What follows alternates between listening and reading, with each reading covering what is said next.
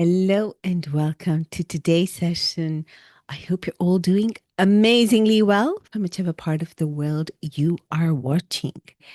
Today, I continue to speak to my wellness professionals out there. So, those wellness leaders, spa directors, spa managers, visiting practitioners, therapists, those of you who want to become a consultant and you're wondering, how can I make money as a wellness consultant, irrespective of the area of specialization within wellness? So today is step 3 of my 5-step process. But I just like to give a little kind of summary on what we have been talking about these past 3 weeks. So 3 weeks ago, I took out a session on the upcoming training that I will be carrying out in the end of September, early October. And that is all about how you make money as a wellness consultant. And the way you do it, just make it super simple, is you basically stop thinking like an employee and you start thinking like an entrepreneur.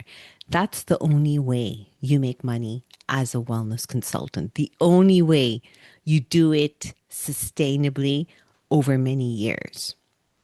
And the idea that I put forward is changing your mindset from that employee who trades their time and expertise for a salary at the end of the month plus certain benefits. And the way you get paid for that is giving your time, basically, and your expertise and experience. That is how you get paid as an employee. When you become a consultant, you essentially are becoming an entrepreneur. Even if you choose to become a freelance, a one person show like myself, you're still not that employee. You're still someone who's considered an entrepreneur. And entrepreneurs make money through creating value. And the value of what you create is determined by the market, the people who you want to serve. You can spend 20 hours doing something or 1 hour. The value is still determined by your client. And I see many new wellness consultants trip right here. They think that if they have spent X number of hours, they should get paid for the hours they have put in to whatever they've produced, even if it's incomplete. Whereas as entrepreneurs, we only get paid when we deliver what we've promised to deliver. Now, let's give an example. Let's say you have promised your client that you are going to produce a 5-year P&L, profit and loss. It could take you 20, 30, or 40 hours, and that is worth X, but you spent 30, 40, 50 hours producing it. So essentially, probably your hourly rate would not be more than 5 or 10 euros per hour that you put into creating the profit and loss. Whereas I could easily turn that out in less than an hour and create quite a ninja profit and loss. But the value to our client, they just want the 5-year projections. They don't care whether it took you 5 hours or 100 hours. I've got my iPhone over here. I'm not sure however long it took them to build it. I don't care if it took them 5 hours, 1,000 hours. I'm just going to pay for what I've created. for the mobile phone that I want, the iPhone I want. So that is the basis really of making money as a wellness consultant. It's stripping away your mindset of trading time for money and instead creating value and getting paid for the output you have created. And a very different skill set is needed. And 2 weeks ago, in when I talked about one way forward, essentially choosing your consulting path, that was all around direction. There are three paths to consulting: the internal consultant, project based consultant, and the specialist consultant. If you haven't watched that video, I strongly recommend you go back to that and watch it. The idea here is not picking the perfect path or spending days and days and months to choose the right path. The idea is to pick one and just walk down that. Because if you don't choose the right path, or if you don't choose a path right now, everything else that comes after that will be built on a very rocky foundation. What you sell depends on the path you've chosen. The clients you reach out to depends on the path you've chosen. How you over deliver to your clients depends on the path you've chosen. And the safety net you build for yourself also depends on the path you've chosen. So 2 weeks ago, I talked about the importance of choosing a path. You will always have time to switch paths.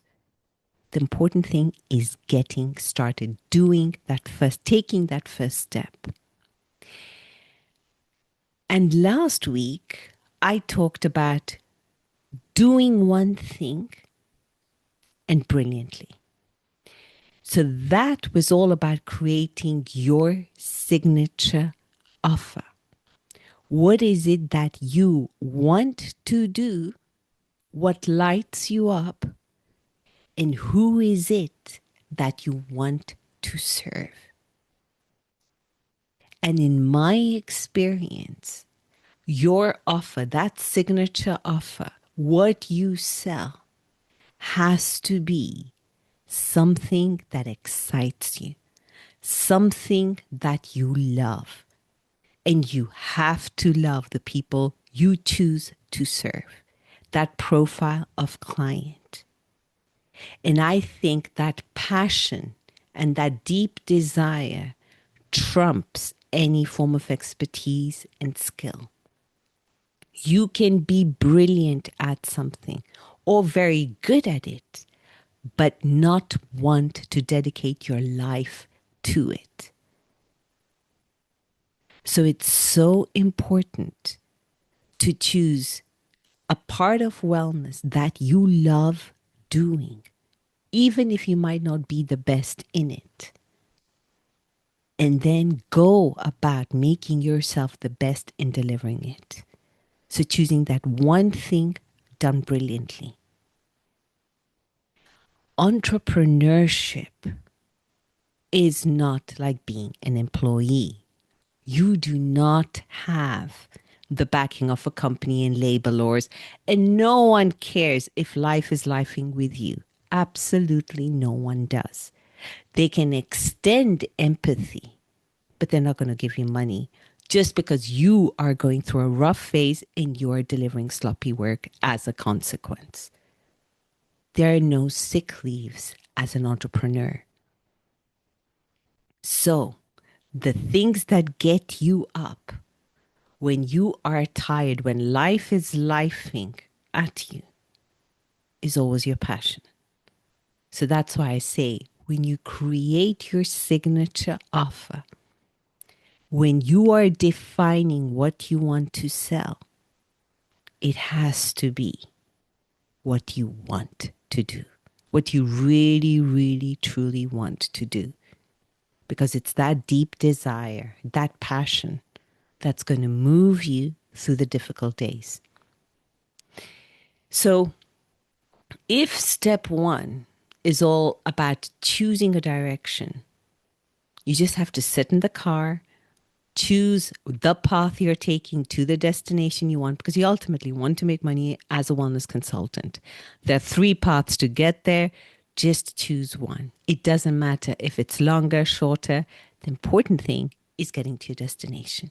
And the only way you do that is by choosing a route. Then you define what is it that you want to sell. And that becomes your signature offer. And today in step three, it's all fundamentally about sales, about selling yourself, about selling what is it that you want to provide your clients. Fundamentally, what problem is your offer, your service solving of the client you want to serve? And this stage, I have called it a number of things. I've called it position yourself as the obvious choice, become your client's obvious choice, and also make them feel seen and connect with your clients. Why so many ways of just talking about sales? Because here's the reality. The first few years of consulting are easy in terms of clients. You're in the market, people know you are starting, and you are using a lot of your relationship equity that you built while you're in employment. And you're really tapping into that network. And people love what you do, they've worked alongside you. So you're really tapping in to that relationship equity. And that can take you a good 2 to 3 years. It can get your business moving for a good 2 to 3 years, maybe even sometimes 5. But then there comes a point where you cannot tap into relationship equity anymore. You've already taken in all the dividends that you could take. The next step in order to make your business work is developing your ability to sell yourself. And I learned this the hard way because I was always good at what I did when it came to being a wellness leader, delivering results, creating amazing concepts, amazing treatments, making the business work. I was always good at it. And the first few years of my business were built on the foundations, that relationship equity, and the results I had created being in employment. And also, clearly, those results that were created weren't only me doing everything, it was the fruit of teamwork. But because I was in charge of many of these operations, I could very proudly say that this is what I achieved under my leadership. But it was never a solo effort. And you quickly realize that when you are setting up on your own, because you don't have that team that you think doesn't back you up, but they do back you up far more than you can even imagine. So, what happens when you have used all that relationship equity? So, you've cashed in all your dividends. And now you're in year 3 or year 5 or whenever that time appears for you, you then, if you want to stay in business and not have to crawl into full-time employment, like I had to do twice, you have to learn how to sell. And I don't know about you, but that thought just horrified me. Give me a profit and loss. Give me anything. I just wanted to do brilliant work and just hope to God people would see the brilliant work I'm doing and just want to, just drop on my knees and work with me. That's, what I thought naively what building a business was about. And then I quickly realized that that was not the case. And I had to learn how to sell. And it has been an interesting journey. And to cut a long story very short, I found out of all the salespeople out there, the person whose work most profoundly shifted the way I viewed sales and marketing was Donald Miller and his book on the storyboard. Now, in that book, Donald Miller talks about branding. And he talks about how you make your client, your guest, the hero of their story. So it's all about creating this story. You have the hero, you have the guide, then you have a villain, then you have all these obstacles and challenges. And the hero wants to get to the prize, a destination, a problem solved, whatever that is. And once it was put like that to me, that is when I understood sales, at least the methodology of sales that works for me, that doesn't make me feel sleazy. And I also understood marketing at that point. When you're in entrepreneurship, you're fundamentally in the business of solving problems. A client has a problem and you're solving that problem for them.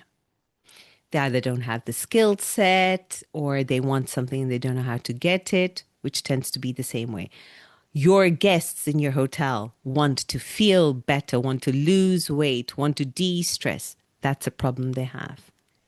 And they want you to solve that problem so that they feel better, the price at the end of the day. When it comes to a consultant, your clients could be a hotel that wants to attract the wellness segment. And they have a wellness facility that isn't performing the way they want to. So they need your help to help them create a wellness offering, a wellness facility that allows them to tap into a new customer segment, which allows them to have a profitable business, which allows them to stand out in a market, for example. So once you understand what problem they have and that your job is fundamentally to solve that problem,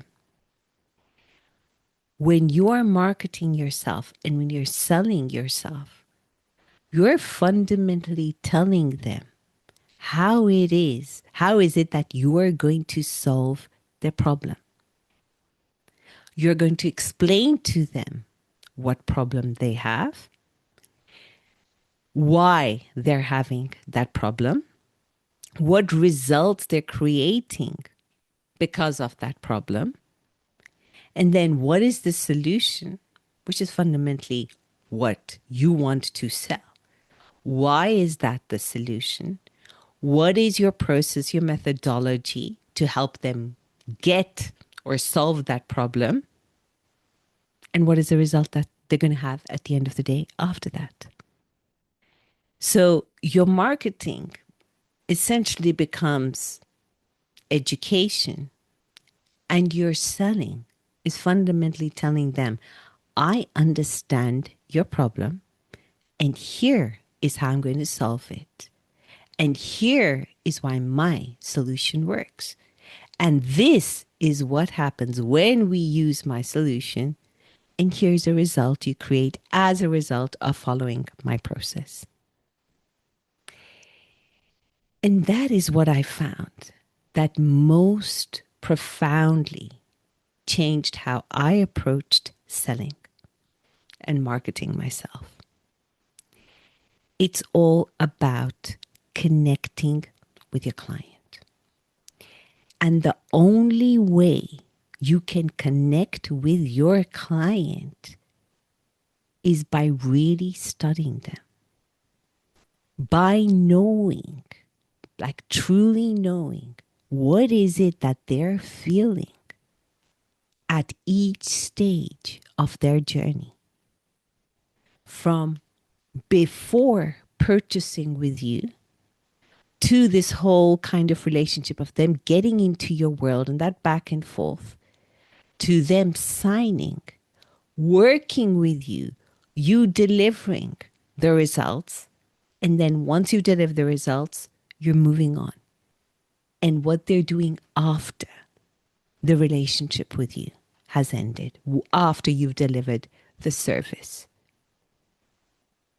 So in step 3, we work on the entire winning plan. You map out your customers, your clients' entire journey with you. And you go and check each and every touch point in that journey and see how is it that you can make an impact. And once you understand your client, once you have truly connected with them, you've understood them, they understand you. That is how you become the no-brainer choice, the obvious choice for your client. That is how you eliminate price, any form of price war or service war. Once you truly understand someone, once you've made them feel that they're seen and felt by you, they will not want anyone else. Because rarely is sales a money problem. Oops, my eyes. Rarely is it a sales problem. Rarely, rather, is it a money problem. Sorry, I got distracted with my eye. And we know that because I can tell you in my 18 years, so nearly 2 decades at being an entrepreneur, when someone has said no to a certain wellness offering or to a proposal I sent, and my prices were like, rubbish low. And then suddenly I'll see them hire someone else at probably 5 times the price. And I was like, they just told me they didn't have a budget. And then I learned that it's just an excuse. I clearly did not demonstrate the value of the solution I was proposing. And the other person had. Simple as that. That person understood the client far better than I did. So always seek to understand, then seek to be understood. People don't hire you because of who you are. So all your expertise, all your ninja credentials, honestly, your clients do not care about them. They hire you because of who they become as a result of working with you. So I'm going to say that again. People don't hire you because of who you are. They hire you because of who they become when they work with you. The results they achieve, the transformation they achieve. because of working with you, because of your solution, because of how you solved the problem, not because of who you are or your credentials or expertise, but your ability to help them solve a problem. And as a consequence, they become different people. They live that transformation. They become that hotelier with this, the best wellness offering out there. They become the leader in the industry. That's what they're buying. They're buying their transformation, not how ninja you are. So this is step 3. It's all about sales. So in step 1, we talked about direction. Choose your path, one of 3. Doesn't matter which of those paths you take, they will all make you money as a consultant. And you can always switch paths further along the road. But if you don't choose a path, everything else that comes afterwards fails.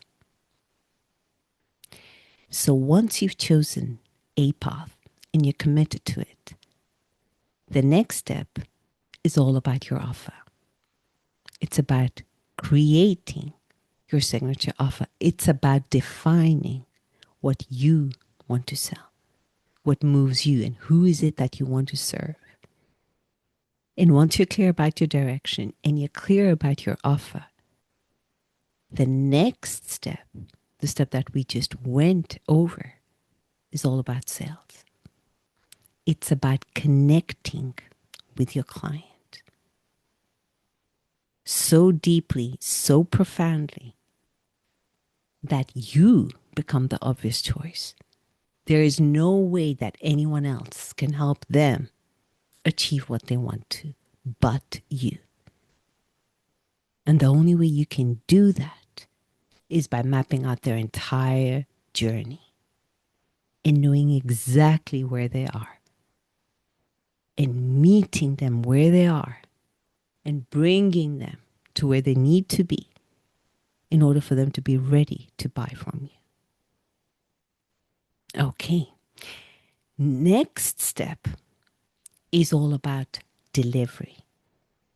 So once you have sold what you want to sell, your solution to their problem, the next step is all about delivery.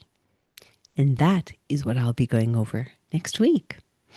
And on that wonderful note, I wish you all a beautiful day ahead. Take care now.